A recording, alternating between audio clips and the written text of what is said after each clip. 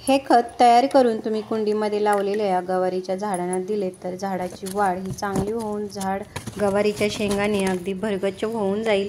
नमस्कार, स्वागत आहे तुमचे आपले यूट्यूब चॅनेल एसटी किचन गार्डनिंगमध्ये। आज आपण या व्हिडिओमध्ये गवारीच्या झाडाविषयी माहिती पाहणार आहोत। झाडाच्या चांगल्या वाढीसाठी भरपूर या शेंगा येण्यासाठी झाडाला आपल्या घरातीलच वस्तूंचा वापर करून आपण खत तयार करून देणार आहोत।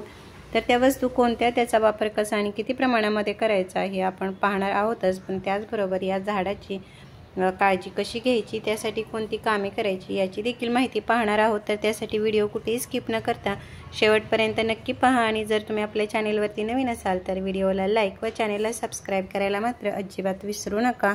गवारी ही उन्हाळ्यामध्ये येणारे हे पीक आहे, त्यामुळे उन्हाळ्यात जर आता तुम्ही याची लागवड केली तर याची वाढ ही चांगली होते आणि भरपूर अशा शेंगा देखील झाडावरती लागत राहतात।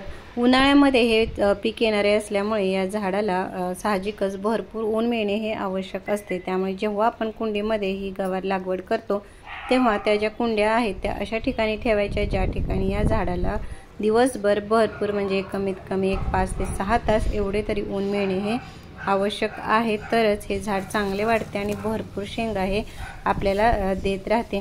गवारीचे झाड हे साधारण 4 ते 5 फुटापर्यंत हे उंच असे वाढत जाते, त्यामुळे याला अशा प्रकारे काठीच्या साहाय्याने हे आधार देणे हे आवश्यक असते, नाहीतर हे झाड हे कोलमडण्याची देखील ही शक्यता असते। आणि मुख्य म्हणजे हे झाड जेवढे उंच वाढत जाते तेवढे ते वरच्या बाजूने भरपूर अशी फुले आणि गवारे ह्या लागत राहतात। गवारीच्या ह्या ज्या शेंगा आहेत त्या काढण्यासाठी ह्या तयार झाल्या तर त्या काढून टाकाव्या, नाहीतर त्याच्यामध्ये हे बी तयार होण्याची ही प्रक्रिया चालू होते आणि आपल्या झाडावरती ज्या वरच्या बाजूला फुले आणि छोट्या गवाऱ्या लागलेल्या असतात त्या ह्या लवकर मोठ्या होत नाहीत। त्यामुळे काढण्यासाठी तयार झालेल्या ह्या ज्या शेंगा आहेत त्या वेळोवेळी ह्या काढून टाकाव्या, म्हणजे खूप सारे आपल्याला ह्या ज्या गवारीच्या शेंगा आहेत त्या मिळत राहतील। गवारीच्या शेंगा जेव्हा आपण कुंडीमध्ये लावतो तेव्हा एक रोप लावण्यासाठी 10 ते 12 इंचाच्या कुंडीमध्ये जर तुम्ही लावलेत तर त्याची वाढ ही चांगली होते आणि वाढ चांगली झाली म्हणजे त्या झाडावरती शेंगा देखील ह्या भरपूर लागतात। मी या ठिकाणी ह्या मोठ्या ग्रो बॅगमध्ये हे रोपे लावल्यामुळे ते एका कुंडीमध्ये मी 5 ते 6 ही एवढी रोपे ही लावलेली आहेत। गवारीच्या या झाडांना पाणी देताना देखील हे प्रमाणशीर द्यायचे आहे, अगदीच कमी किंवा जास्त हे कधीही द्यायचे नाही। तर कुंडीतील माती ही चेक करून, म्हणजे माती ही वरच्या बाजूची थोडी कोरडी झाली म्हणजे या झाडाला हे पाणी द्यावे, कारण कमी पाण्यामुळे हे झाड जसे सुकते तसे जास्त पाण्यामुळे देखील खराब होण्याची शक्यता असते। गवारीच्या या झाडाच्या कुंडीतील मातीमध्ये हा ओलावा राहणे हे आवश्यक असते, कारण आता उन्हाळ्यामध्ये माती ही लवकर कोरडी होते, त्यामुळे माती ही चेक करून वेळोवेळी हे पाणी दिले म्हणजे झाड हे चांगले वाढेल। आता आपण गवारीच्या या झाडांना भरपूर शेंगा येण्यासाठी जे खत तयार करणार आहोत त्यासाठी मी ही जी पहिली वस्तू घेतलेली आहे ती म्हणजे हे चणा डाळीचे पीठ म्हणजेच हे बेसन घेतलेले आहे।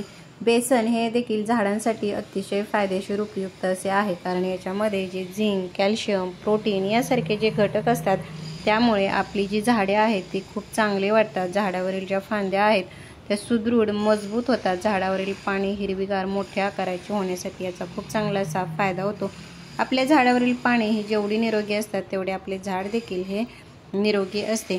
त्यानंतर मी या ठिकाणी ही जी दुसरी वस्तू घेतलेली आहे ती म्हणजे आपल्या घरामध्ये असणारा हा गूळ आहे। गूळ देखील झाडांसाठी अतिशय उपयुक्त असा आहे, कारण गुळामध्ये जे आयर्न, कॅल्शियम, झिंक यासारखे जे घटक असतात त्यामुळे आपली झाडे चांगली वाढतात। त्याचबरोबर झाडाच्या या कुंडीतील जी मातीमध्ये झाडांसाठी आवश्यक असणारे जे सूक्ष्म जीवाणू असतात त्याची वाढ करण्याचे काम देखील हा गूळ करत असतो, त्यामुळे गुळाचा वापर देखील झाडांसाठी खत म्हणून हा जरूर करावा। मात्र याच्या कोणत्याही वस्तूंचा आपण खता म्हणून वापर करतो तेव्हा तो प्रमाणशीर करणे हे देखील तितकेच आवश्यक असते।